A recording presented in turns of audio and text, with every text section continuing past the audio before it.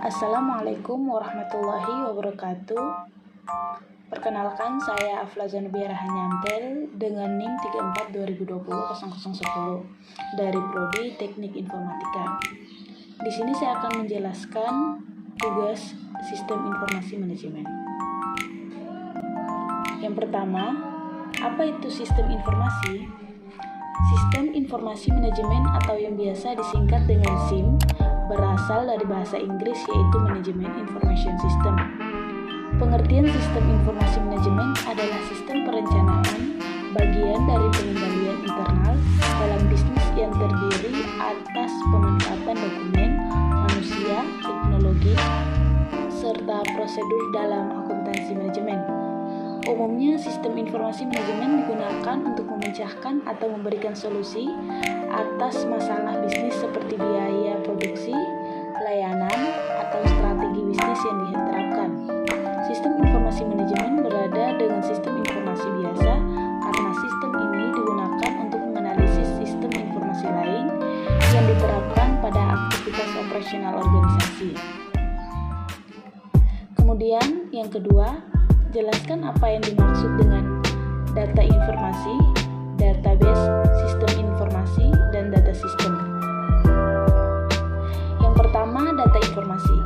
Data merupakan bentuk yang belum dapat memberikan manfaat yang besar bagi penerimanya, sehingga perlu suatu model yang nantinya akan dikelompokkan dan diproses untuk menghasilkan informasi.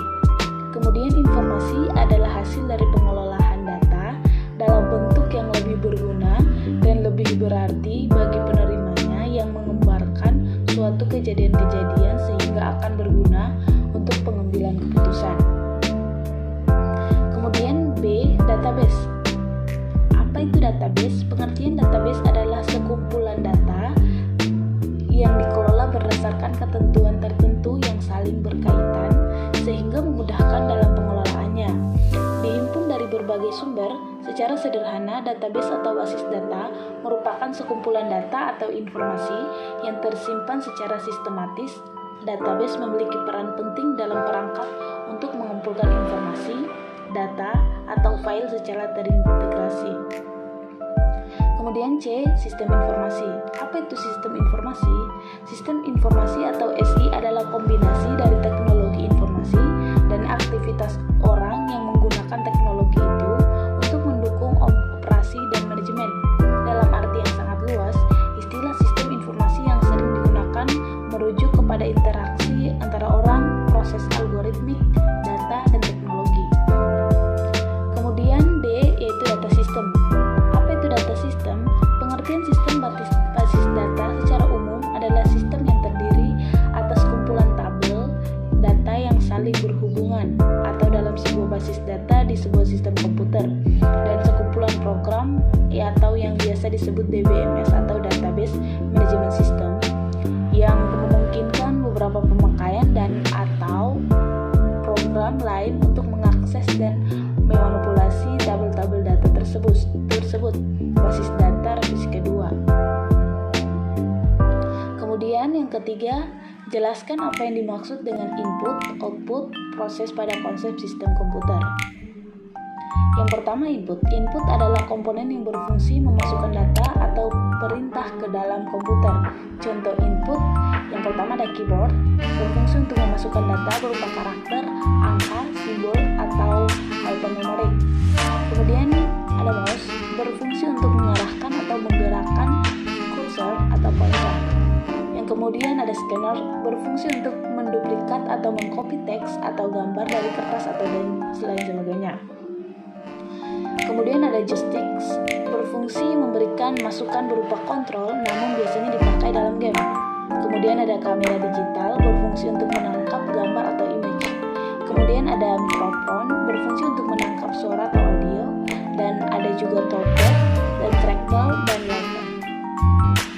Kemudian output. Output adalah komponen yang berfungsi mengeluarkan data yang terbentuk informasi setelah dari proses. Contoh dari output adalah monitor, berfungsi untuk menampilkan gambar, teks, simbol, dan lain sebagainya.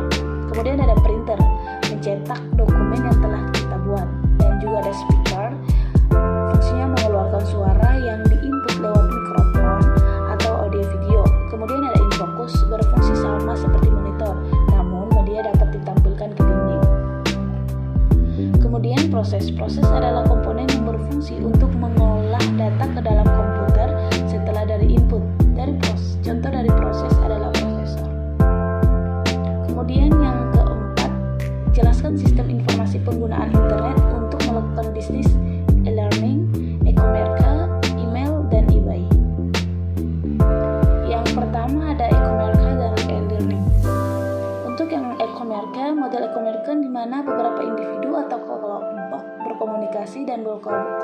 informasi secara online.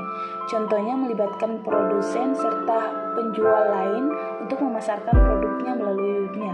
Contoh situsnya yaitu www.lazada.com. Kemudian yang kedua ada e-learning,